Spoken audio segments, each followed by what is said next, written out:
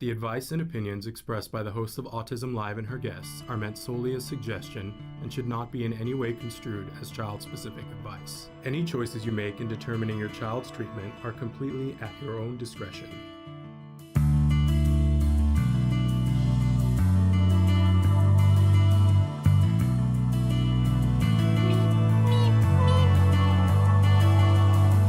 Good morning and welcome to Autism Live. I'm Shannon Penrod. So thrilled to be here with you on this Monday morning in sort of mid-July. It's the 11th of July. We're going to call that mid-July. So thrilled to be here. We're going to be live with you for the next hour. We're doing one of our parent-to-parent shows. These are specials during this summer that we are doing where it's information that's just from parent to parent. And today we're going to be talking about stimming, which is a very important conversation that I think that we need to have. We have this conversation a little bit all the time because you guys write in and talk about it a lot. I've got one eye allergy weeping. I'm not already crying. Don't worry. We're not going to cry today. We're going to celebrate, hug, empower, and find ways to be good allies today. That's what we're going to do today, but not going to cry. I don't think so anyway. In any case, we're going to be with you live for the next hour. The chat is open right now. We're live on Facebook, YouTube, Twitter, and about a dozen other places. And Traven will start to show that to you in just a second. All the places that you can be watching the show live. And don't forget the show. If you aren't able to watch us live, and most of you aren't able to watch us live, then you're watching us in podcast. And we love when you guys download and like and share the podcast because it's the way that our information gets to more people. And that's why we're here. Our whole mission here is to provide information and inspiration. We've been doing that now for 11 years. And we're excited to be able to continue doing that on the Autism Network, which is where we have now found a home. And hopefully you guys are seeing some of the new programming that we're bringing to you on the Autism Network, which I'm really happy and proud of. But see, Traven's showing you some of the different places that you can listen to the podcast.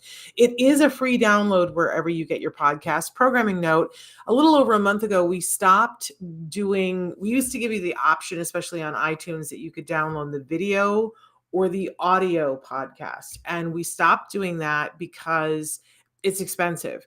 And we already have a place for you to watch the archived shows. All of the shows in their entirety are on YouTube. You can get them there. And we figure that those of you who are doing the podcast are watching the podcast. If you're watching it, you're going to be watching it from home where you can get YouTube, and YouTube works on your smart TVs now. Or you're listening to it when you're going for a walk or whatever. So we are only, hi, Badruddin. I hope I said that right. Hi from Morocco. And please write into the chat. Tell us where you're watching. You know, I love that. Christina Mills is with us this morning. Good morning to you. Because we've got a great topic today that we're going to be covering in toto, stimming. But in any case, so if you want to watch the video podcast, please check that out on YouTube. Please subscribe. So we'll let you know when things are happening, and like, share, do whatever. But if you want to listen to the podcast, get it wherever you get your podcast. That's really what the speech is about. And if that's super not working for you, can you please let us know? Because we make decisions based on what we hear from you guys.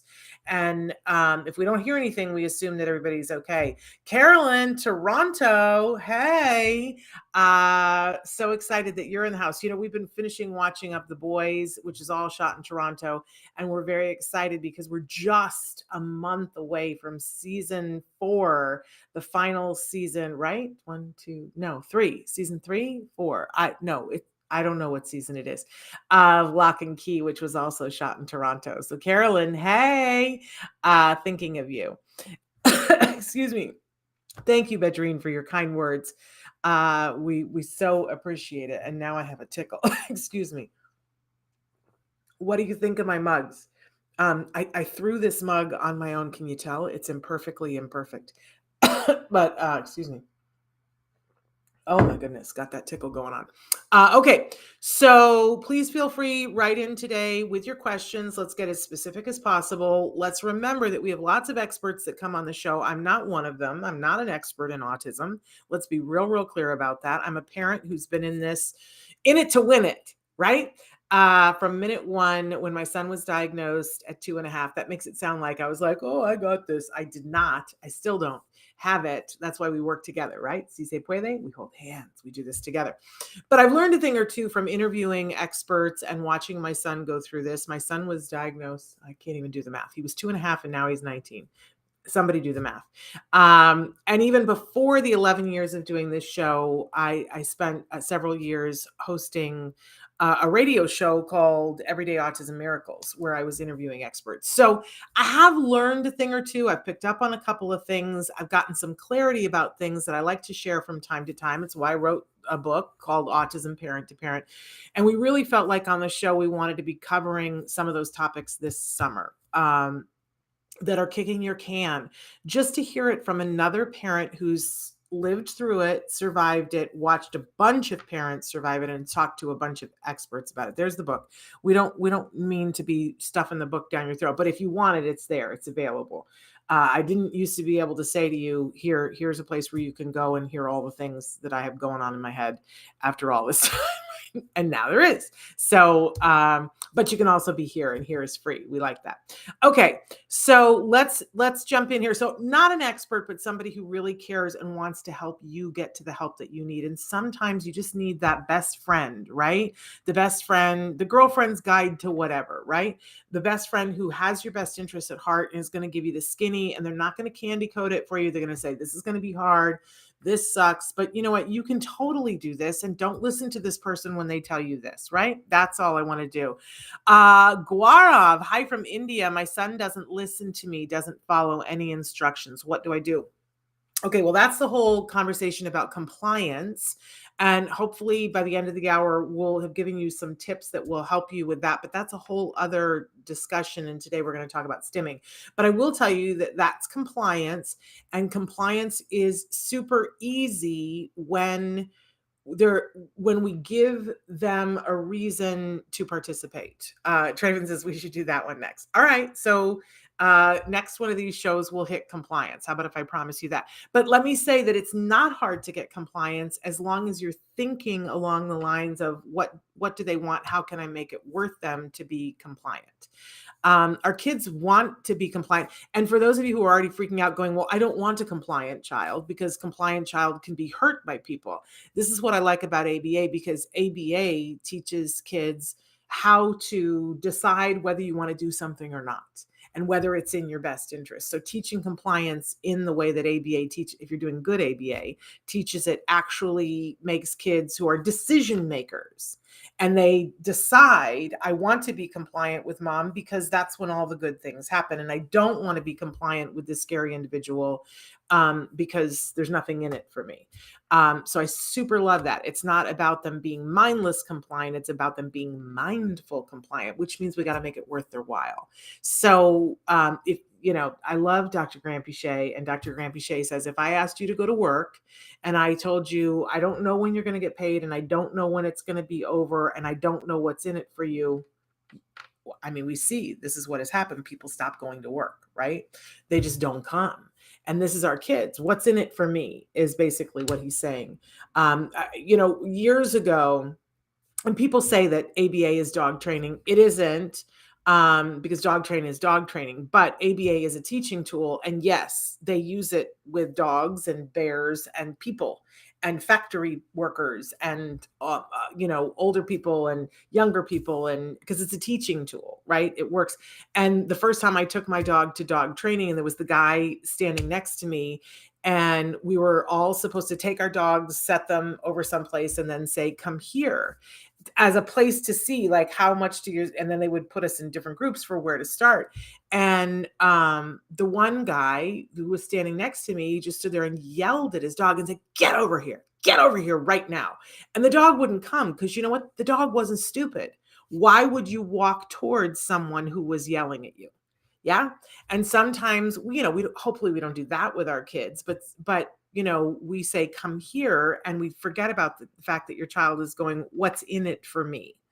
And we really have to be thinking about that always with compliance. So that's my hint about that. Christina says, need ideas to help regulate. We're working on sensory diet. Okay. Well, that's today's talk about stimming is going to help with that.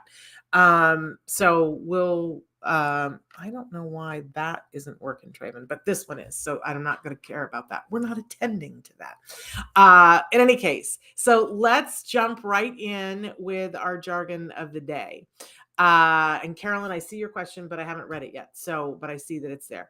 So jargon of the day, this is when we take on one word, one phrase, one acronym. We try to figure out, what are the experts talking about? What does this have to do with us? Usually we give you the actual definition whenever possible. I poke fun of it, because it's my hobby. And then we move on to a working definition that hopefully gives us a better idea, sometimes not as much, but gives us a better idea about what are we talking about and what does it mean to us. So today, our entire topic today that we're going to be talking about is stimming.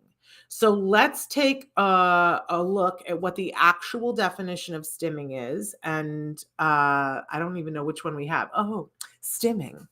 A self-stimulatory behavior that is marked by a repetitive action or movement of the body, such as repeating tapping on objects or the ears, snapping the fingers, blinking the eyes, rocking from side to side, or grunting, and is typically associated with certain conditions such as autism spectrum disorder.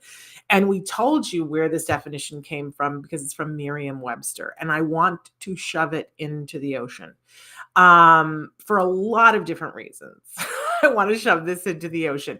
It's not hard to understand, but it really is not helpful or elucidating, and it's off in the wrong cornfield as far as I'm concerned. But we're going to start from this point and then we're going to work backwards. Let's take a look at what our actual definition is and see if we can't make heads or tails of this. And then I might go back to why I hate that other definition. Stimming is a coping strategy that should not be stigmatized. Okay, this is the definition that we have to start from.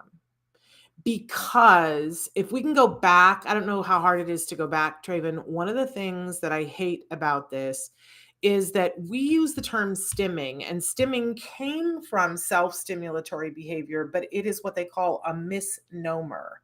That now when people refer to stimming, they're referring to a class of behaviors that's much bigger than self-stimulatory. Sometimes people are doing the behavior to self-soothe.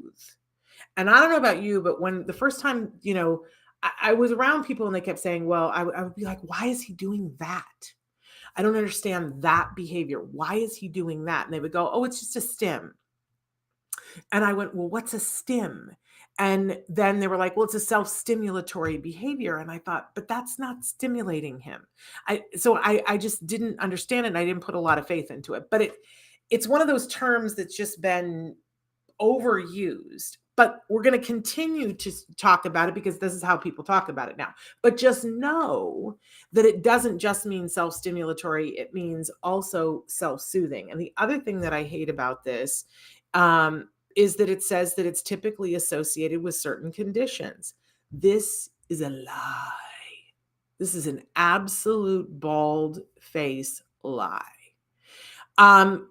People notice when individuals who are on the spectrum stim, because sometimes their stims are different looking than for people who don't have autism. But guess what? We all stim. The person at Merriam-Webster who wrote this definition stims. And I don't know whether they're on the spectrum or not, but I know that they stim. So this makes me hot under the collar. And if we go back to our working definition, it's super important to me that we all start being on the same page and saying that this is a coping strategy for the individual, which automatically implies that it has a reason. In the parlance of the experts, it has a function. It has a place. It's doing something. It is not random. It is not weird. It is not odd. And when we put words like weird, random, odd on it, we stigmatize it. Now, you guys write in about stimming for a bunch of different reasons, but we're going to start to separate out what those reasons are and how we approach it based on the reason for you. But we're never going to lose sight of that there is a reason for the individual. It is a coping strategy that should not be stigmatized. We're going to build on this as we talk about how and when we work on behaviors that we term stimming. But again, remembering it's not all self-stimulatory. Okay. So my question of the day for all of you as we kick this off is a simple question. Now that you know that absolutely everybody stims, my question for you is, how do you stim? What do you do?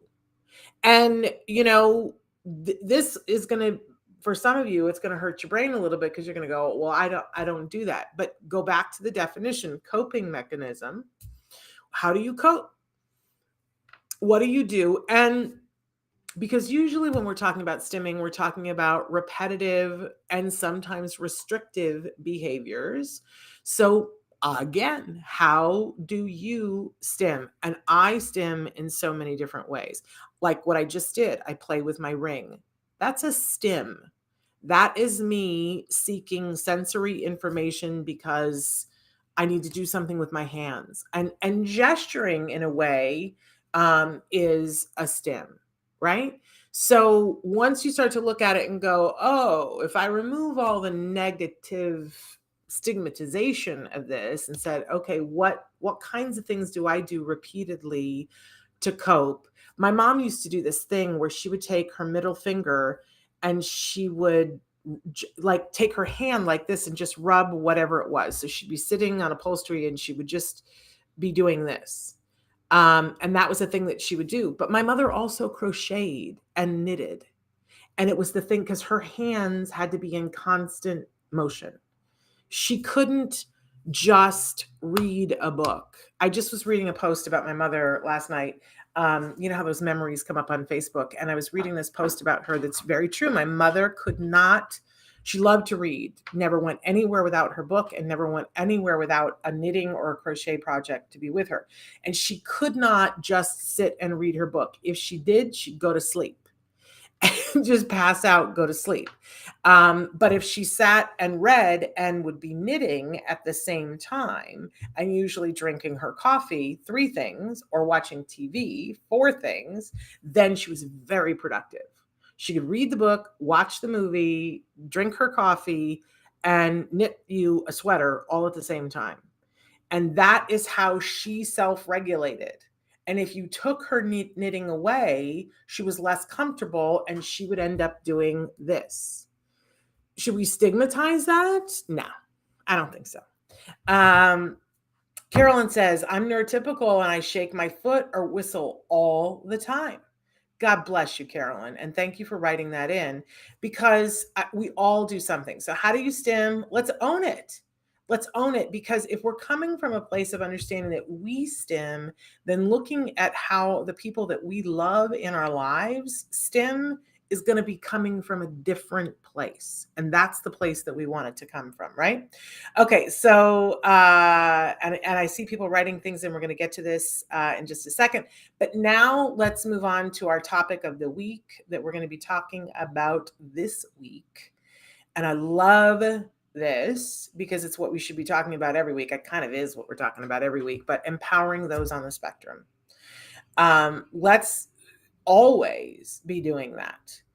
When I said earlier that our mission here, see, I am going to well up. I said I wasn't going to cry, but I'm going to. Our mission here is to provide information and inspiration. And our audience for that is that larger autism community, which we always say starts with individuals who are on the spectrum, of course. And if you haven't checked out our new show, Stories from the Spectrum, which is all just created by and for those on the spectrum who consider themselves neurodiverse, you should be checking that out. I think it's a great show. I'm loving it. And I'm loving seeing what these individuals create for us. And we largely stay all the way out of it. We just put them on a timeline. So that's all we're doing to put it together, right? And we're commissioning people to do work. So if you're somebody who's an artist on the spectrum and want to be a part of that, please reach out to me. Yeah. My email is shannon@autism-live.com. These folks are being paid. It's not an incredible amount of money, but they're getting paid for the work that they do. So check that out, Stories from the Spectrum. But I got to tell you, as we talk on this show, we say we start with the individuals who are on the spectrum, of course, but we include everyone who loves them in our conversation.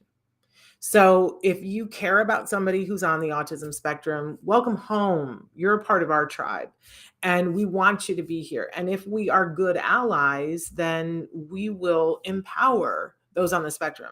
It's that whole thing about if you give a man a fish, you fed him for the day, but if you teach him how to fish, then you fed him for a lifetime. And we don't want to just, well, I don't anyway, and the people that work here, we don't want to just stop at, not that it's not a good thing, but we don't want to stop at giving opportunities to folks who are on the spectrum. We also want to empower them to be able to do all the things that they want to do. Yeah. Okay. So that's really, and as we talk about stimming, it's got to come from that place. And if it's not coming from that place, we need to back up 3 steps and go, what's really happening here? So here are some important things to remember. I already told you the first one, everybody stims. It's like we all need to do that. In fact, I'm going to drop in for a second and just look at some of the comments. Somebody says, I crochet and knit and play with my hair. I run my palms soft. I rub my palms softly often. Yep, we all do that. Somebody says, I'm a 42-year-old high-functioning autistic woman, and I stem by pacing back and forth and flick my fingers, and also do things like listening to the same song or album over and over. Oh, absolutely, right? I'm also looking at some other things here. Okay. Need ideas to help regulate sensory diet. We did that one. Possibly a strange question. My 11-year-old stims mainly with vocals. When he's relaxed and at peace, I hear particular repetitive sounds. When he starts meds for focus and it's a low dose and they work, noticeably at school anyways, when he's on his meds, I don't hear those sounds, not see him stimming. He's happy when he stims, so has his meds plateaued, is happy? It's a great question. I don't think that that's a bad question at all. And I think it's a question worth investigating. Right? Because, for anybody who has been on any kind of meds, it affects you, and we don't want to be taking away the happy. So I think that that's a question worth investigating. I would be taking notes. I don't know if your child is at an age where you can ask. Sometimes you want to be careful because you don't want to throw the baby out with the bathwater, right? My son was a vocal stimmer. They call it vocal stereotypy if you want to Google. And he would make these little noises. He sounded like R2D2 and very high pitched. I can't even make the noise, but he'd go, just like R2D2. So if he liked something, you would hear that, and but much higher, like pitch that an octave or 2 higher. And it was sometimes, depending on what was going on, there were different noises, right? But in order to focus, he was making that noise, and we didn't think that it was a problem at all, right? And this is one of the things we're about to talk about: is when do you target a behavior? When do you say that this is a challenging behavior and it has to be addressed? And when he was home and playing, it had no bearing on his life. It wasn't preventing him from doing anything, so we weren't targeting. Then he went off to kindergarten, and the kids in the class all started saying that he was weird. And that we were like, well, let's educate those kids, right? And the kindergarten teacher was working on that. But then there was also the thing that it was preventing other kids from focusing on their work, because sometimes the noises were so continuous and so much, it was hard for the other kids to focus. So they were asking not to sit next to him. Now we got a problem, right? But we don't want to take away his coping mechanism, but we need to be able to make it work within his life. So what happened was his ABA team sat down with him. They looked at how and when he was doing it, and they determined that it was possible that he could internalize it, that he was at a time and an age where that was a possibility. And it took us a while. And so what it helped him with perspective taking, and it empowered him, literally our topic for today, it empowered him so that he had a choice of, did he want to make the noise out loud or make the noise inside? We were also at the same time working on the fact that sometimes you have thoughts that you don't share, right? Because there was the trip to the grocery store where we were behind the man who had an amazingly large nose. Like I am talking call the news large nose. And my son was like, Mom, look at that man's nose. And I was like, no, no, no, no, no. And he was like, but that man's nose. And I was like, don't do it. And then we went out to the parking lot and we talked about how sometimes you have thoughts and they're valid thoughts, but we don't always speak our thoughts out loud because it might hurt somebody else's feelings, right? So we were working on that all at the same time. And they taught him how to be able to make the noise inside his head. It took a while. And I was sad because then I didn't hear the noises and it was a way that I could gauge how happy he was. But the truth was he still had it still functioned for him the same way. Now, it is not the same for all people. Some people, it is the vagus nerve gets stimulated and there is a calming thing. Like I was taught, I have a heart arrhythmia and I was taught to hum when the arrhythmia comes because it helps. There's literally a physiological thing that happens. Your vagus nerve is there and it calms some of the things. So this may not be the thing that works for your child, but it could be something to look at. And it might be that the meds are not the right meds. It's a distinct possibility. But if we're looking at this always through the lens of empowering him, you're going to find the right answer at some point. Okay, where am I here? Son just started flapping stim. Usually it's just vocal stim, repeating things he hears. And someone else says, I asked because even when we are late, one random day for getting his meds, I can hear his happy stims coming from his room while playing. I would talk to the doctor about that, and if you can, talk to your child about it. My son pretends that he is being chased by dinos and he runs around in circles from our living room through the kitchen. This can last 10 to 20 minutes. He also repeats and repeats and repeats until you answer him 100 times.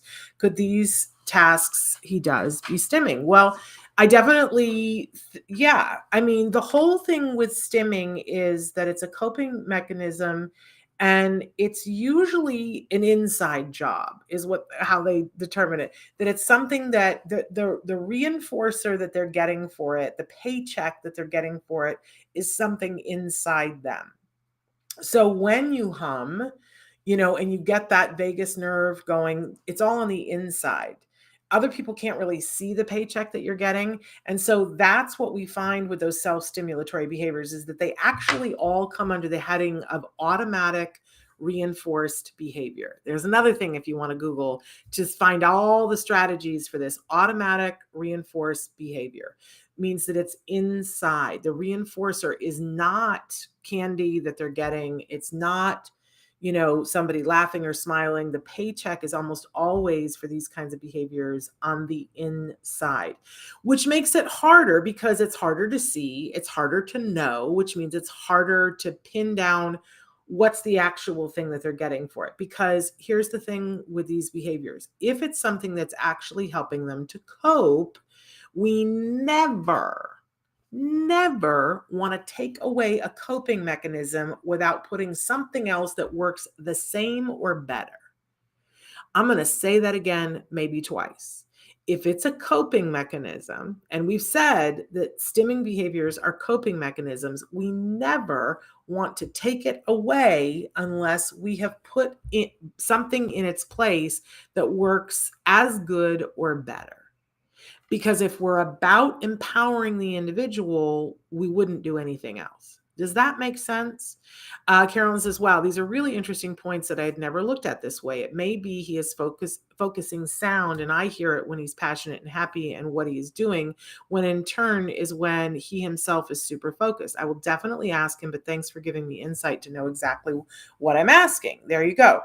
And he may not even be aware of it. You think about how long you've done a stim before you noticed you were doing it. And sometimes it was when somebody else pointed it out to you, right? That you're doing something. So we have a lot of people watching and they or the person that they love could be anywhere from 1 to 101, right? And it's all different. The reasons why we engage in the stim and the thing that we do are all different. So that it's hard to give just like a carte blanche on anything, but let's talk about some real specifics here.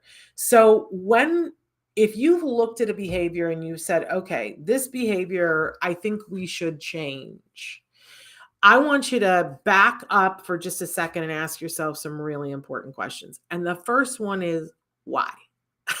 why why do you have the feeling that this behavior should change?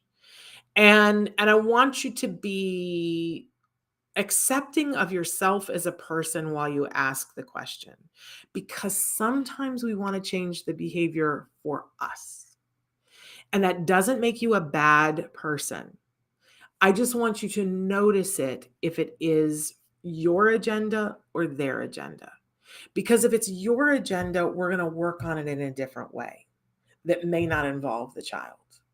I had a friend who had a daughter who was not on the spectrum, but she was beautiful in an interesting way. And in a way that was so shocking and stunning that often other children and even adults looked at her and said she looked weird. I don't understand why people are like that, but if they don't understand something, they have to label it and they call something weird, right? There was nothing weird about this child, nothing odd about this child, except the fact that she was just strikingly different facial features that are beautiful. But people were calling it odd and weird. And I offer you this example to show you how meaningless it is when people say something is weird or odd.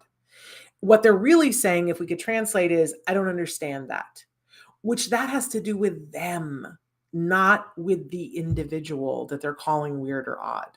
Now, that's the truth, but it doesn't take into account what it feels like. And this, when kids would call this little girl weird or odd, the mother would die.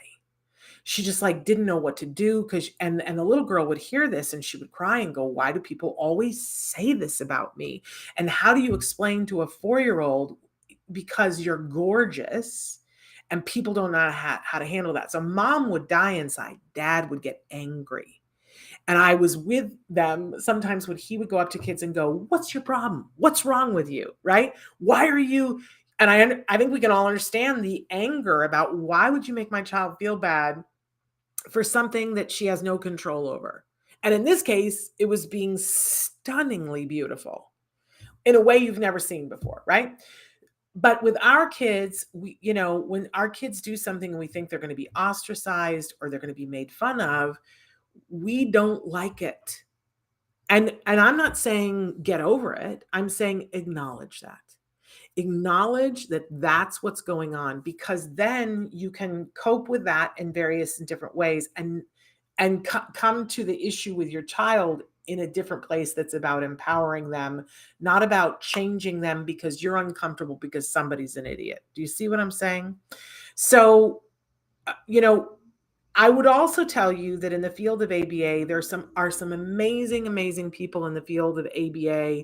And I'm talking about all kinds of therapy too, whatever it is that you're talking about, whether it's ABA or speech or OT, or you're doing Sunrise or whatever. Look, these people got into this field because they want to help and they want to support. But sometimes information filters down in a certain way, and they're dealing with the same feelings that you're dealing with. And I would just caution you that you also want to make sure that your team is on this page as well. So let me not get too far off my schedule. So before you target the behavior, you got to ask yourself, why do I want this behavior to change? And is it absolutely necessary? Because when you have a child or a teen or an adult on the autism spectrum, we want to be as mindful as possible when working on behaviors. And there are a lot of behaviors because we want them to maximize their learning. We want them to be able to, if they're having a deficit with being able to communicate, it doesn't mean that they don't have something to communicate. They're just having trouble communicating with the other people in their life. We want to help set them up for success so that they can get their needs met, right? There's a lot of things to be worked on. So a lot of times, though, the first thing that parents will say is, and I was one of them, can we work on that behavior? Because that's what seems to be the problem. And we miss the big picture. So I always want you to look at it and go, why do I want that behavior to change? And is it necessary? Because the thing about my son making the noises, it wasn't necessary. Not when he was at home doing therapy, just wasn't necessary. It wasn't bothering him, wasn't bothering anybody else, wasn't preventing him from being able to do the things that were important to him. It wasn't preventing him from learning. So we would not target that behavior at that time. When it was preventing him from having social situations and things like that, we targeted it. Now, sometimes you'll run a behavior and you go to your ABA provider and they go, all right, well, we're going to target this. And it's perfectly acceptable for you to say, talk to me about that. Why do you want to target that? Because I don't think it's a problem right now. And often what they will tell you is it's not a problem right now, but in 6 months when they go to first grade, it's going to be a problem. Please listen to them when they say that, but please don't accept everything carte blanche and be like, okay, they said to target it without knowing why. You are a part of the team. You can ask them, why? Why do you want to target that now? And if you find that they're getting defensive about that, don't just immediately dismiss them. But say, hey, I know you're somebody who knows and you don't just do things randomly. So help me to understand why. Because I want you to be building a relationship with the people that you're working with that's based in empowering your child. And if they really don't want to talk to you about ways to empower your child, then you know you're with the wrong provider. Does that make sense? I hope so. I need to look and see the other things. Do stims evolve like interest? So like he used to do a spinning thing all the time, and now he's more into like hand flapping and repeating things that he's seen or heard. And hi, Michelle, saying hi to you. Yeah, stims absolutely evolve. If you think about yourself, like, do you have a stim that you remember doing as a child that you don't do now? I used to do this thing where I would rub my nose like this endlessly. And my mother took me to the doctor. She was like, she's going to break the cartilage. She's going to have the weirdest looking nose. And actually, my nose used to tilt up more than it does now, but I would just rub it constantly. And the doctor was brilliant. And he said, I think she has allergies. I think she's rubbing her nose because her nose itches. And then later, I had a nephew did the same thing. And instead of, going, stop rubbing your nose, we took him to the allergist. Sometimes you got to like look for why is this happening, but I don't do this endlessly anymore. Of course, when my nose itches, but I don't do it 8 hours a day. So you do things to soothe yourself, to cope in the moment, and what you need to do to cope changes, which is part of the reason why we know that stims can change, that we can empower somebody by giving them what they need, but giving it in a more productive way. So we can get excited about that, knowing that it can change. Okay. But we're not ever just going, let's take it away. You just can't do that anymore.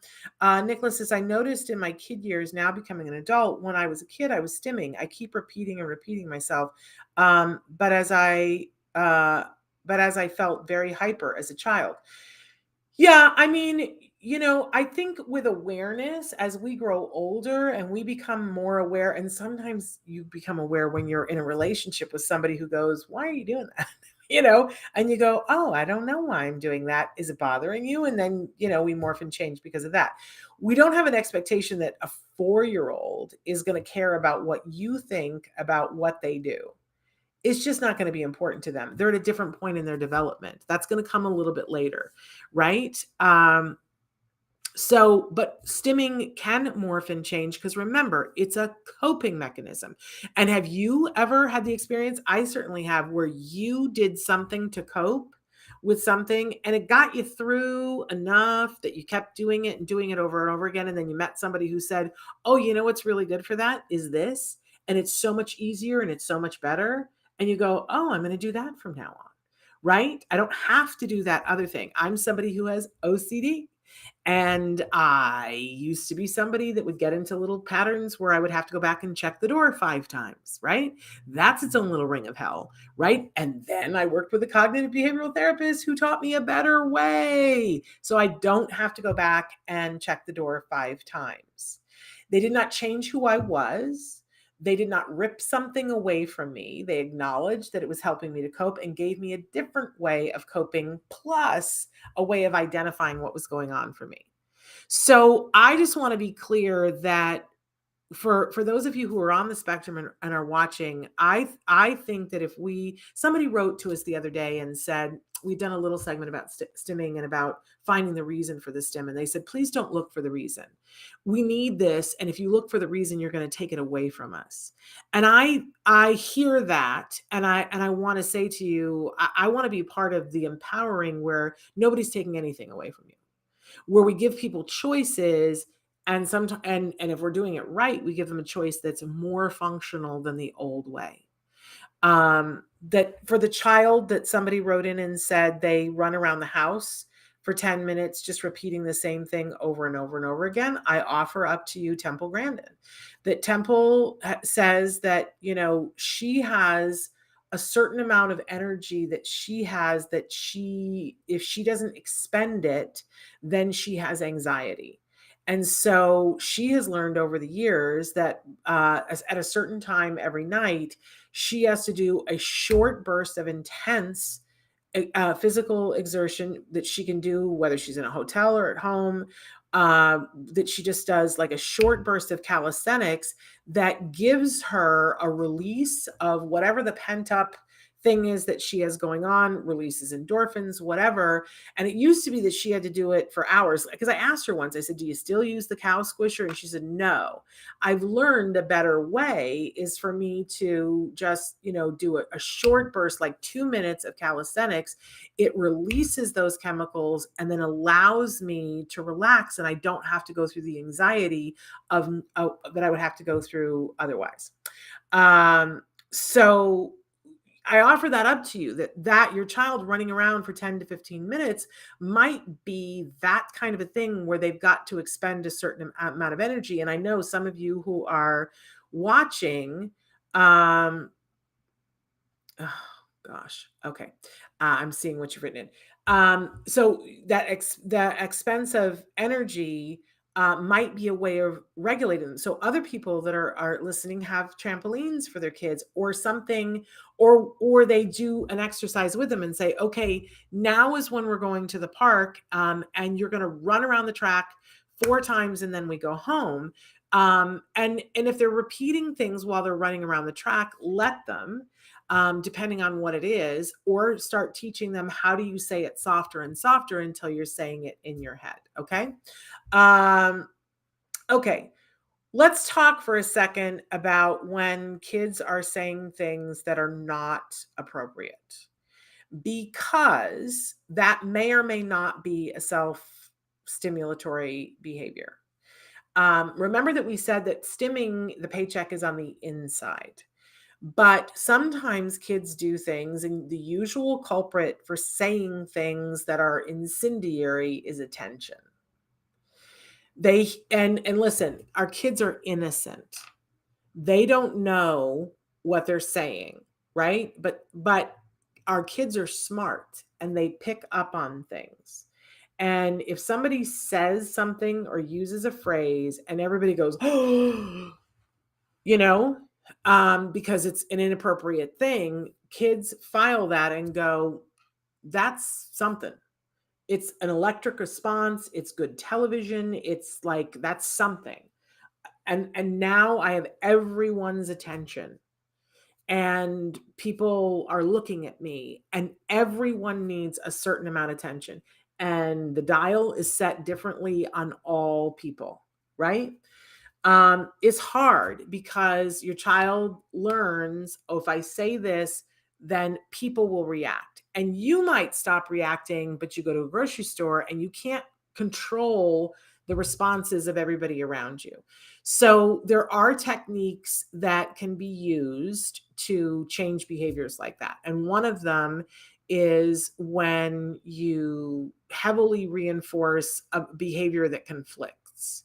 So if you're going to the grocery store, for instance, and you know that there's a phrase that your child says that is inappropriate, then we work on a song or something that is appropriate. And we say, we're going to go into the grocery store and you and I very softly are going to sing this song the whole grocery store.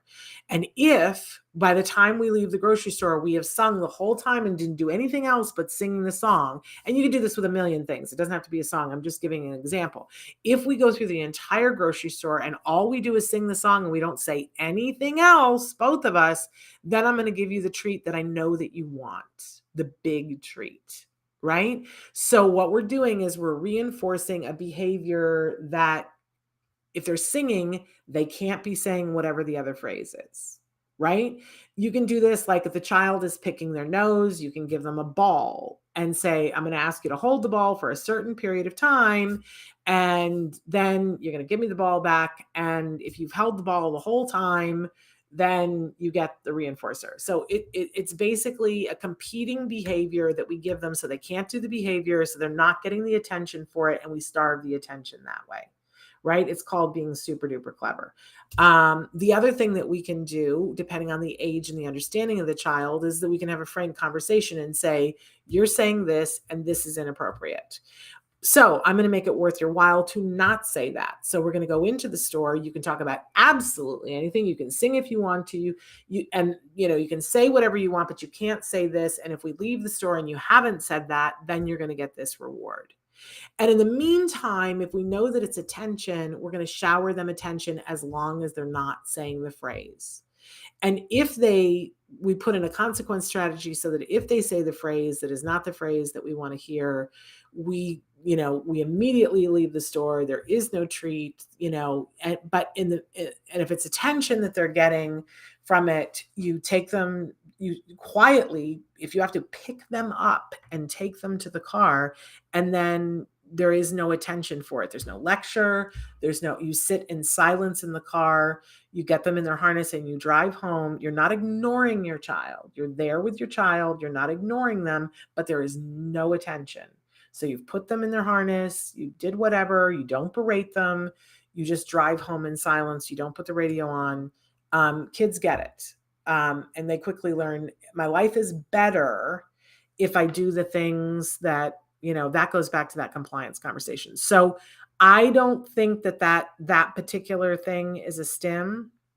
It's possible. Sudi have not been around, had a lot of things to deal with right now, including Boris lost his job, partner of 15 years lied to me. Oh, I'm sorry, but you say LOL. But having autism, when I found out, gave me Tourette's. I wake up with swearing after memories. It's the only way I can live through this situation. Can I ask if anyone has had Tourette's, or did the spectrum include PTSD? And Tourette's is a separate thing. And Tourette's doesn't even come under the heading of self-stimulatory or automatic reinforcing. Tourette's is an entirely different thing, but I will tell you that they've had great success with dietary control of Tourette's. Look that up and see what you can find. But yes, and it is interesting that when somebody has Tourette's, the things that they say are inappropriate. So if you feel that it's not attention seeking and somebody is saying something inappropriate, ask somebody if this could be Tourette's, right? Okay. So let me get back to what I was talking about. Okay. So we want to be asking ourselves, when somebody is stimming, why are they stimming? Is it something we want to work on? And then we want to try to figure out what the function is. And if we feel that it's something on the inside, that it is fulfilling a need, we want to tread very carefully to empower them. And again, we're never going to take away a coping mechanism without replacing it with something that works better. For instance, a lot of our kids do this thing at a certain age where they crash into other children. They just run up and crash into them on the playground or whatever. And kids don't like that. They're like, I don't want to deal with that. So we figure out and we look at it and go, what do we think that they're doing? But a lot of times kids are doing something because it feels good, because it gives attention, and because they don't have another way of communicating. So in the case of crashing into other children, we would want to give them a different way of coping with being around kids and not knowing how to communicate with them. So we would want to teach them a phrase or a sign or something to walk up to other children without touching them that connects us communication wise. Like it could be walking up and waving, right? That's a way to say hello to someone. It could be walking up and signing. It could be walking up and holding up your iPad and pushing the button that says want to play. And once kids are taught these things as a way of connecting with other kids, then those behaviors of crashing stop. Same thing with the stimming behavior that, for instance, somebody brought up hand flapping. I don't know if you've ever hand flapped, but I'm going to say to you that as long as it's not something that's hurting them, if your child is engaging in a stim, I want to encourage you in the privacy of your own home when your child isn't watching, do it yourself. Do the stim that they're doing, whatever it is, and see, like, and if you're by yourself, right? Because not the things that are attention seeking, because if you're by yourself, it's going to get boring, right? But when my child hand flapped, I said, I'm going to try it. I'm going to see what this is. Now, what you get from it may not be what your child gets, and you have to be mindful of that. But you will see that there is something to be gained by hand flapping. For me, that is like an automatic anxiety release, flapping my hands. Plus which I see colors when I hand flap. If I was bored and anxious, I would do this. You betcha. Why wouldn't I? I have a friend who wrote in and said, my boyfriend hand flaps like this when he's happy, that's his way of expressing, and he's an adult. That's his way of expressing that he's happy. Different, right? Very, very different things. But once we start to look at why are they doing it? Why do I think they're doing it? We have to make room for the fact that what we think may not be the thing. Then we want to ask ourselves a couple of questions. Is it preventing them from being able to do the things that they want? Temple used to like to spin a metal plate on her bed. And in talking to her, and she also liked to pick up sand and have it go between her fingers. And she says, left to her own devices, she could still do that for hours. And I've talked to her about what is it, and she says, oh my gosh, it's so pleasurable because if you change the rate that the sand is going, or change the rate that the plate is moving, that the lights and the color and the way light hits it move at a different rate, it's just like so fulfilling. That it's deeply, deeply pleasurable. And when you hear her talk about how deeply, deeply pleasurable it is, I don't know about you, but my heart goes, I don't want to take that away from her, right? Why would I want to take that away from her? And if you talk to her mother, Eustacia, she said, I didn't want to take it away from her, but I also didn't want her to be somebody that's all she ever did was spin the plate on the bed, because I saw in her that she had other things that she liked to do as well, too.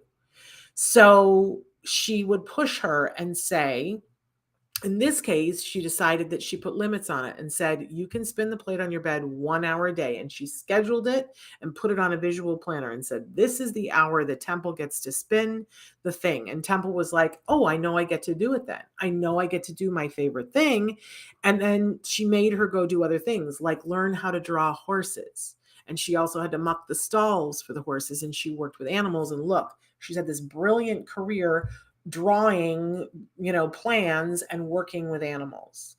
And, she still likes to engage in those behaviors. She didn't change who she was. She didn't take away the coping mechanism. She limited it and said, here's when it's appropriate. Here's, and let her know on a schedule, you're going to get to do it. So she didn't have to feel anxious. Like, when am I going to get to do that again?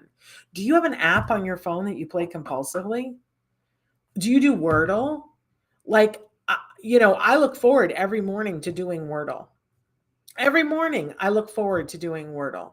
And if somebody said to me, that's it, I'm yanking it away from you because, you have too many other things to do, I would have a hard time with that. I'm not saying I'd have a meltdown, because I would just go, no. Right? But if somebody had the capability of taking that away from me, and taking away others of my rights, I would have a hard time, and it would be taking away a right. But I'm capable of saying to myself, well, I do Wordle. It's once a time in the morning, and I don't do Wordle all day, but I look forward to it every day. And your kiddo or teen or adult might look forward to it too.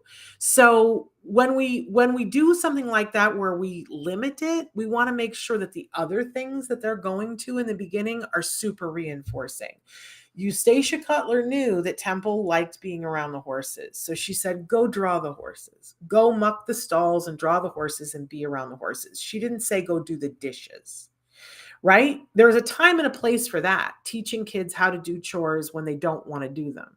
Right? Because we all need to learn that too. But it's important that when we're working on not having them do the self-stimulatory behavior over and over and over again ad infinitum, because it's preventing them from doing other learning, that we make sure that they know that they're going to get an opportunity to do it. And we give them strict guidelines about it's okay to do it at this time, it's okay to do it in this place, this is when it's okay to do it. And we reinforce that for them, give them rewards for doing it in the place and the time in which it's appropriate. At a certain point, we did say to my son, at school, you make the noises in your head. At home, you can make them out loud. In your own room, make whatever noise you want to do. Right? So that we gave him appropriate limits for it. We didn't just take it away. We've talked a little bit about morphing the behavior, so that it does something else. I love when, one of the stims that we see kids do that's a real problem, that people go, oh, okay, we can't have this. They spit on their hands and then they play in the spit on their desk or, on their face or on their leg or whatever.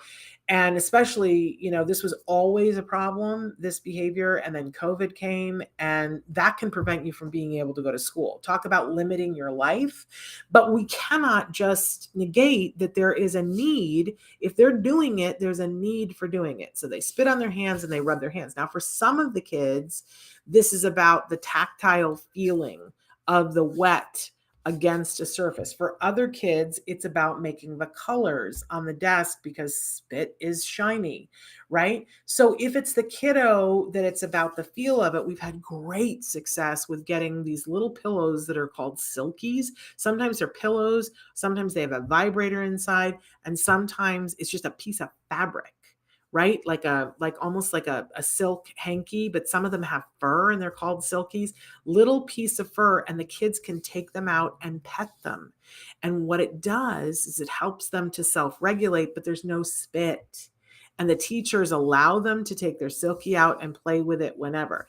Now, when it's time to do handwriting, we have to take the silky and put it away for a period. But when handwriting is over, you can have time again. So we're using two things. We're putting a replacement in there, and then eventually we're limiting the replacement so that it doesn't get in the way of learning another skill, right? We're not stigmatizing it. We're not saying it's wrong. We're saying you're doing this because you need to do this.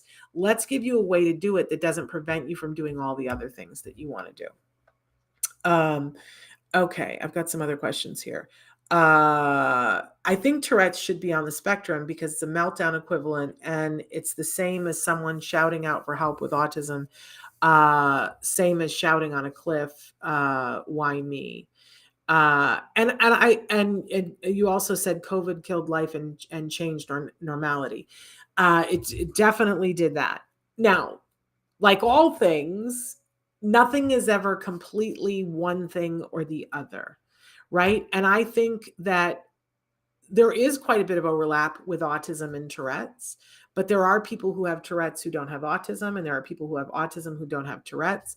I don't know whether they're considering it being part of the autism spectrum, to be honest with you, but I do think that there are elements of the Tourette's but the way it reacts with the brain that are very interesting. And What's telling for me, Gareth, is that I have not seen, and believe me, I don't know everything, but I have not seen a lot of behavioral intervention working on Tourette's, but I have seen people have great success with diet, with Tourette's, which tells me that that is more of a biochemical thing.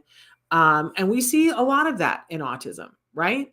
But it needs to be targeted in a different way that's mindful, because when you do a behavioral intervention for something that is biochemical, it's frustrating and you're not going to have as much success.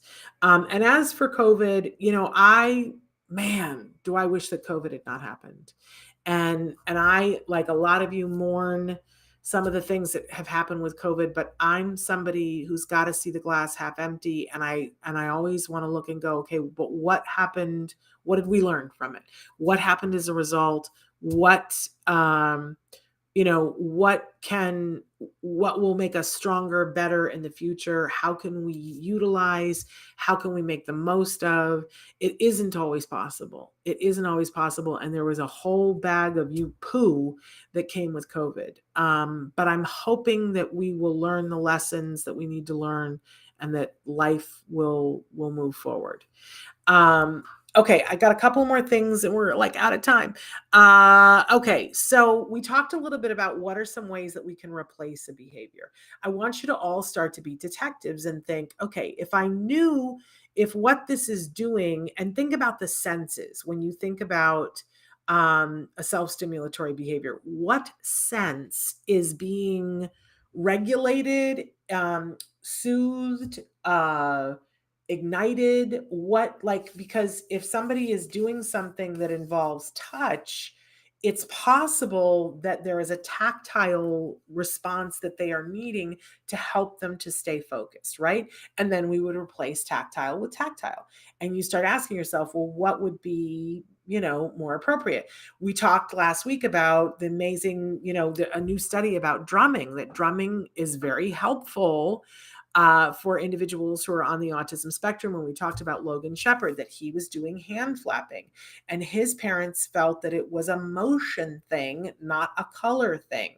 And so they put drumsticks in his hand, which is almost the same. Look at the motions. They're very similar. And the kid is a professional drummer. Okay. So you start to think, okay, what is it that they're getting? It could be that they're getting visual input from it. That, we talked about our friend that likes to splash water, and that we've determined that it's seeing the colors, that he likes to see the colors. Well, splashing water is fine, but if you're going to do that 24 hours a day, 7 days a week, you're not going to get other things done. So they taught him how to wash dishes. And there's never a dirty dish in their house, because he's like, oh, let me wash the dish, because he gets that reinforcer, but it's a very functional thing. But they also taught him how to paint, and he's a brilliant painter. And he cleans his brushes. He gets it when he puts his stuff on the canvas.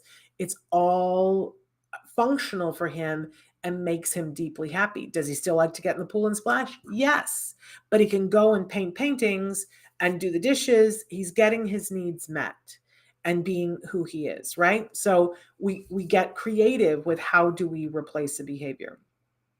How do we put limitations on it? We've already talked about that a little bit, that we have to be clear with them about, this is the time and the place, this is how much time you get, and then we need to stick to that. Yes, Gareth, using compassion and care and love and understanding. What are the ethical guidelines to working on these kinds of behaviors? I go back to my original statement. If you say to yourself, well, I want to target this behavior. My son is lining up his cars. And the first thing I asked you to think about is why? And if what your answer is, and don't hide from the answer, if the answer is, it makes me nervous, bless you. And I'm putting my arms around you and hugging you because you were honest and admitted, it makes me nervous because I don't understand it. But then I'm going to ask you to go right on that for yourself. What am I worried about? Why does that frighten me? And you'll come up with answers. Everybody's answers will be different. It might be, well, I saw my Uncle Harold do that, and then he had a terrible life. And then okay, well, then that's what's bugging me. And we're going to work hard to make sure that my child doesn't have my Uncle Harold's life, right? So whatever it is, write it out, get to the bottom of it, separate your child from what the anxiety is from you, right? Whenever we're working on behaviors with individuals who are on the autism spectrum, with anyone really, but let's talk about autism. It's ethical only when we think about it from their point of view. And when we say, how does this benefit them? How is this hurting them? There are self-stimulatory behaviors that can harm an individual. We have people who pill their skin. That's harmful. They get down to the point where their skin is bleeding on their hands. That is harmful to them, but it is a need. And we have a responsibility to fill that need in a different way. They've had luck with, because but you have to understand what it is, first of all, because if it's a need to peel, they've had luck with, how we used to take Elmer's glue and stick it on our hands and then we would peel it off. But instead of teaching that to that individual, they've taken it and stuck that on a doll and let them peel the glue off the doll. And then eventually they transfer that to something else, like making baklava, because it's peeling the layers and putting butter between them, right? There are lots of different ways to do this, but sometimes it's because there is an itch and that is why they're appealing, and doing the baklava would not work, right? So if it's an itch, we got to take care of the underlying medical thing first. Yeah. Perseverance. Yes, I like that word. So it's only ethical working on these behaviors when we are considering the individual, what is best for them, what will make them happy, what is right for them. Sometimes this is a harder conversation because we're having to deal with society and society's perceptions for things. But if the only reason why you're trying to change the behavior is because other people are saying it's weird or odd or don't want to play with your child, it is incumbent upon us as a society to make an attempt to teach those people a different way. I've talked so much about 2 summers ago when they did Big Brother, and the guy who had won Big Brother before and came back into the house, because it was all people who had won before. And the first time he was in there, he did not disclose that he was on the spectrum. The second time he came in, he said, I'm on the spectrum. And we all know there are people who say, oh, I don't attach a stigma to that. And yet they do. And his thing that he did to soothe himself is that he would rock. And there was a lot going on in that house that would make him rock. And he rocked pretty intensely.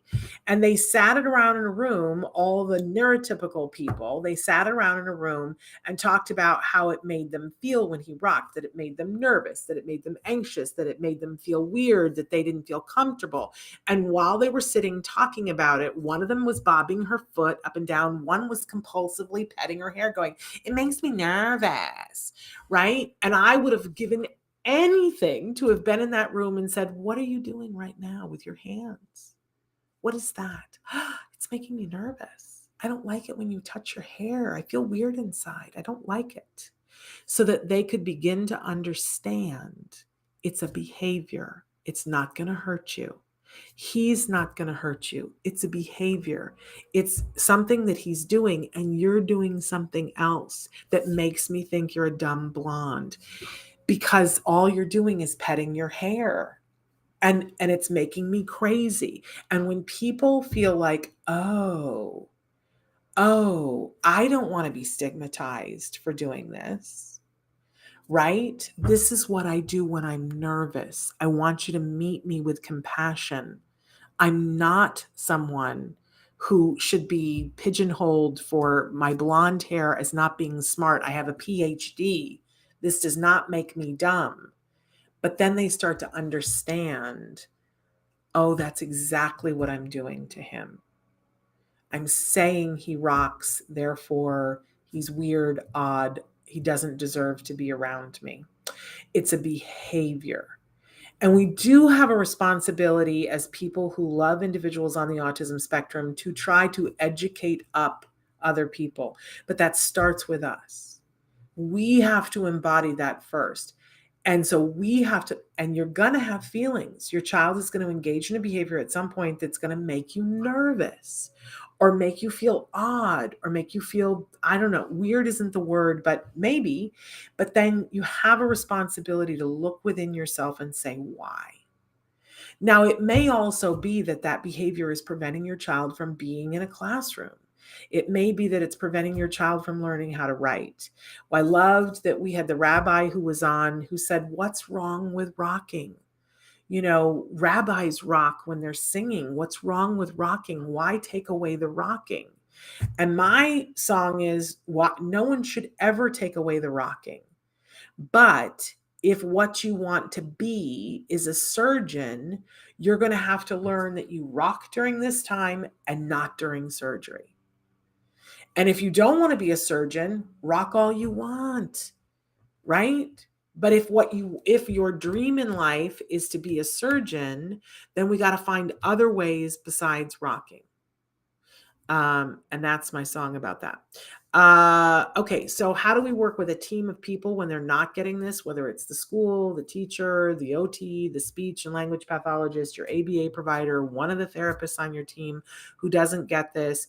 If you see someone who is punishing your child for a stim, if they have completely removed a behavior and said that's not appropriate, if it's in school, you want to put a BIP in place. That's a behavior intervention plan. And that means that first they have to figure out what the function of the behavior is, and then they have to put in a whole strategy that gives your child rewards for doing other things, all the things that we've talked about, right? But we do not allow anyone on the team to punish your child for the stim. Now, sometimes people get confused about, wow, but you said to give them the big treat if they didn't do it in the store, and if they go ahead and do it anyway, that we leave the store and they don't get the treat, that's a punishment. It isn't. It's a cost response, which is a different thing.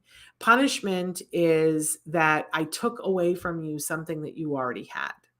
If I've offered you a reward for something, if you do a certain behavior and I don't give it to you, that's a cost response. That's different from punishment. I've offered you something that was above and beyond. I hope that makes sense. But we never punish for self-stimulatory behavior. We just don't do it. It's not effective. You're going to want to, because if there's something that your child is doing, like sticking their finger in a light socket, you're going to want to punish. But I'm telling you, that's been found to not be effective, that we would want to block that behavior. We would want to reward other behavior. We would want to make sure that they're safe. We would put things in that would make it harder for them to stick their finger in their socket, but we don't want to punish them for a self-stimulatory behavior. Ever. Not effective. Science shown not effective. But let me also say that there is a class of behavior that's particularly troublesome with these automatic reinforcing behaviors, and that's self-injurious behavior. That all self-injurious behavior is not automatic reinforcing. In fact, a lot of it is attention seeking. It's why you need to be working with an expert who can tell you the difference between the two. Very hard on your own to know the difference. If you see self-injurious behavior, they're hitting themselves, they're cutting themselves, they're harming themselves, you really don't want to be messing with that by yourself. You really need expert help. And pretty much everywhere in the world, expert help is available. You could run the risk of making it infinitely worse if you try to do it on your own. But even with self-injurious behavior, if it truly is automatic reinforcing behavior, they've had great luck in changing that. Okay, so you don't have to be stuck with that. Sidonia says, we all have something, I believe, but the titles have stigmas attached. Beautifully put. Yes, let's get rid of this stigma. Okay. What can we do to destigmatize stimming behaviors? Again, I think with love, when people are asking questions or saying, they're stimming, that, the first thing to do is to say, but we all stim, right? You stim, don't you? And a lot of times people go, no, I don't stim. I don't do that. And I'm kind of cutthroat and in your face, and sometimes I'm too much for people, but I will say, well, what's that thing you're doing right now? What's that? And that's really in your face. I don't recommend that everybody do that, because you'll get a rash and a crap back. I don't care. But when people are talking about somebody else's stim, I'm right up in their cheese pointing out theirs to them. I don't know that it's necessarily the kindest way to do it, but it's effective for me. But then they hate me, and I don't want you to be hated, right?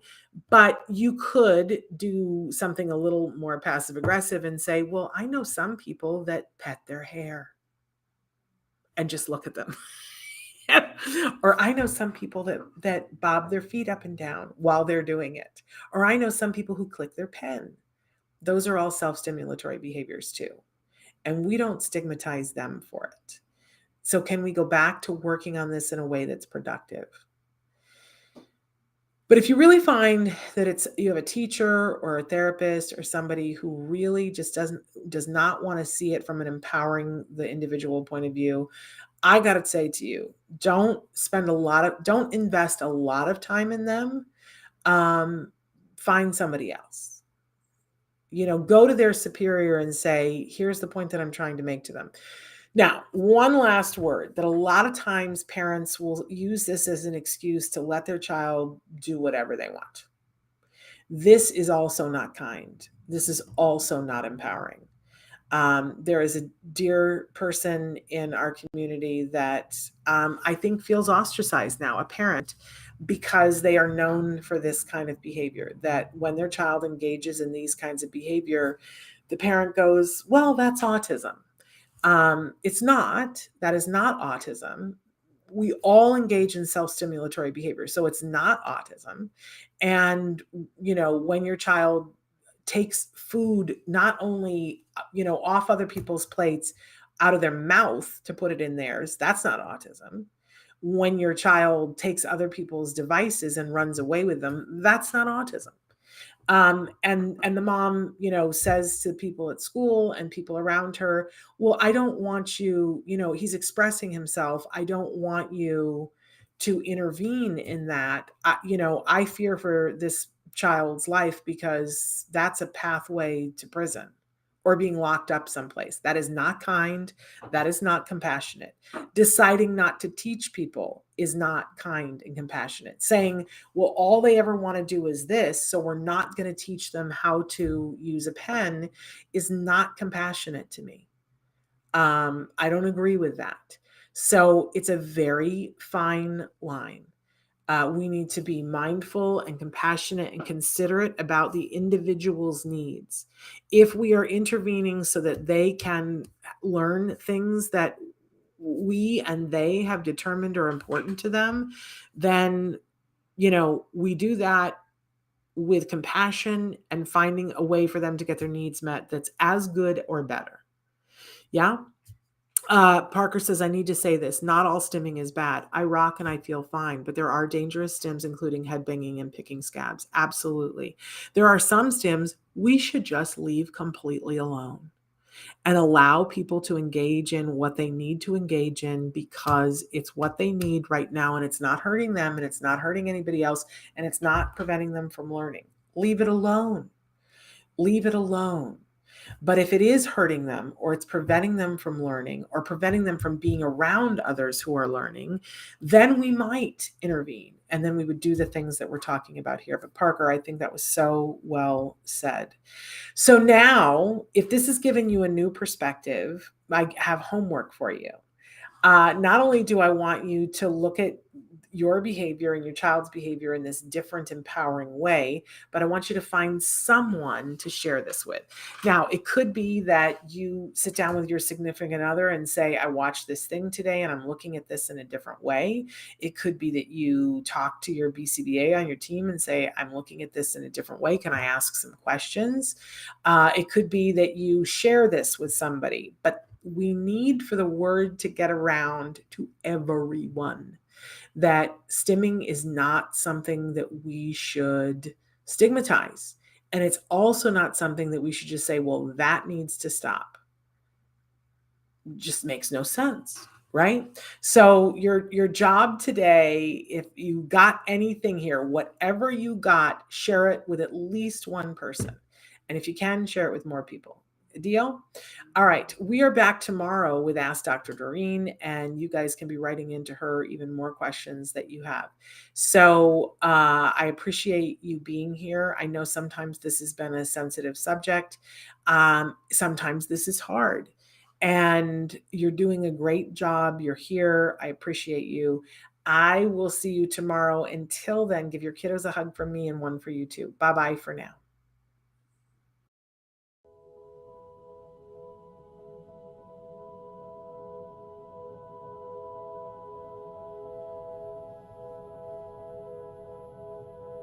If you found anything helpful in this video, please give us a like. In fact, make sure that you smash that subscribe button on YouTube and give us a like on Facebook. You can also follow us on Twitter and on Instagram for important updates. And please download our free podcast wherever you get your podcasts. Thank you so much. See you next time.